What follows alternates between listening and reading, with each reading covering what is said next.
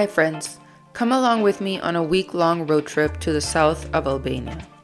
I'm currently based in Kosovo, which is very well positioned to do road trips to all its neighboring Balkan countries. It was a total of 7 hours to our final destination on the border with Greece, but we broke it up into 2 days to visit some places along the way. Our first stop was the town of Berat. Berat is one of the main cultural centers of the country, and one of the most picturesque Albanian cities for sure. You can see the influence of so many civilizations throughout its architecture. It's absolutely worth visiting, but you won't need more than one morning or one afternoon to walk around.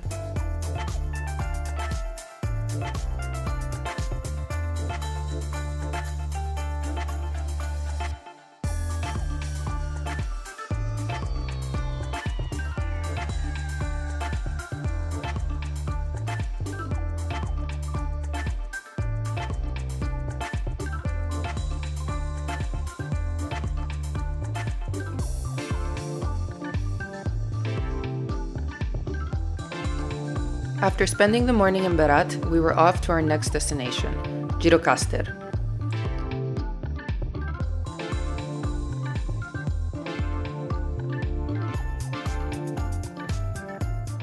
Gjirokaster is considered the most beautiful town in Albania, and certainly one of the most historical ones.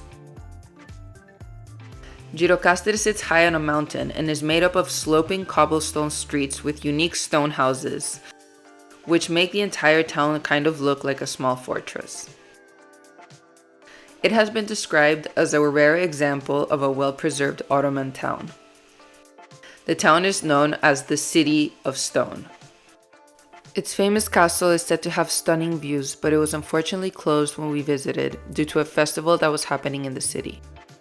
The National Folklore Festival welcomed artists from 12 regions of the country, as well as from Kosovo, North Macedonia, and Montenegro to celebrate Balkan music and culture.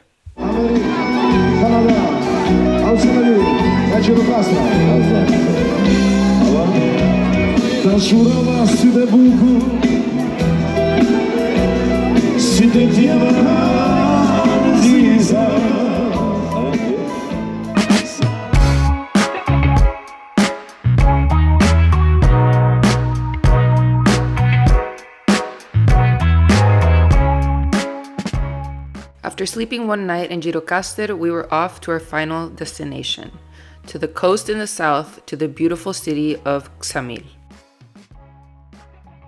Ksamil is one of the most frequented beach resorts by both local and foreign tourists, and once you get there, it is very clear why. The turquoise water is just absolutely breathtaking. We visited at the start of the summer, and although it was already quite packed, we were frequently told that high season had not yet started.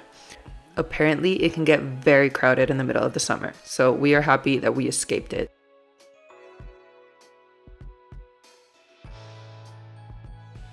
As expected for any popular tourist area, this part of Albania is significantly more expensive than the rest of the country, or than any other part of the Balkans that I have visited so far.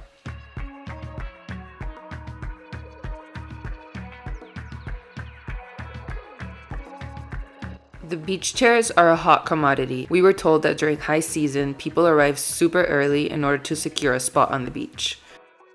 The chairs can cost anywhere from 10 euros during low season to 25 during high. Luckily, we didn't have to fight for a spot. Ksamil has by far my favorite beaches that I have visited in Europe so far. I cannot wait to go back next summer. The only thing I was quite disappointed with was the food.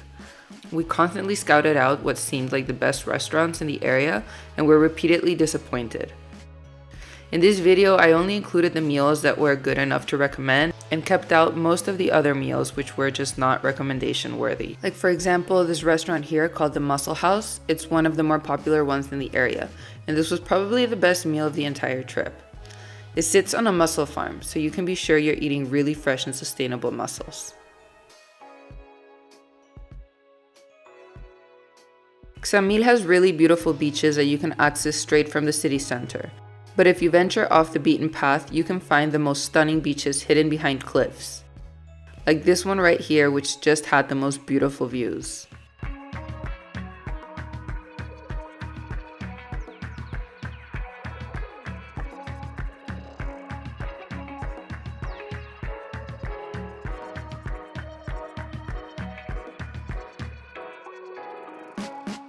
Ksamil is only 15 minutes from Sarandë, which is like the Cancun of Albania. It's one of the more popular places for local people to vacation. We didn't spend that much time in Sarandë this time. And that's it for this summer getaway to the south of Albania. We made our way back to Pristina in one single day with many pit stops, including one where we got scammed 30 euros for a bag of chips at a gas station. Be careful with that currency conversion, people. Thanks so much for watching, and see you on the next road trip.